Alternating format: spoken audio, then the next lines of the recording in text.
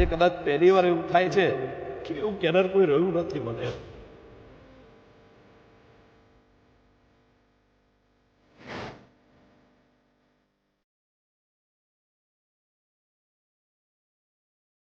એ તમારા પિતા હશે, તમને ઘણી વખત કોઈ સંસ્કાર સિંચન કરતા હશે, તો એમની સૌથી મોટી શીખ તમે શું મેળવી છે? ભક્તિભાવમાં બહુ માનું છું એટલે હું પાઠમાં જતો હોઉં છું, માંડવામાં જતો હોઉં છું. તો રાત્રે 2-2 વાગે 3-3 વાગે કોઈ મિત્રો મળી ગયા હોય, કોઈ પ્રજાના કોઈ કામ માટે કંઈક પાછું એક્સિડન્ટ થયો હોય કે ગમે તે થયું હોય તો કંઈક રોકાવાનું થતું હોય તો હું ઘણીવાર મોડો આવું એટલે મને ખબર છે કે અંદર સૂતા હોય છે, પણ એક વાત ચોક્કસથી છે કે જાગતા જ હતા. જ્યારે દરવાજો ખખડે, હું લોક કરું, મારી રૂમમાં જઉં, પછી હું જ્યારે નાહવા માટે બાથરૂમમાં જઉં એટલે બહારની સાઈડ પાછળની સાઈડ એમનું પણ એક નીચે એમનું સેપરેટ બાથરૂમ છે, તો એ બી શું કરે એટલે મને એવું જણાવે કે હું જાગું છું, ઊંઘ્યો નથી, તારી રાહ જોઈને જાગું.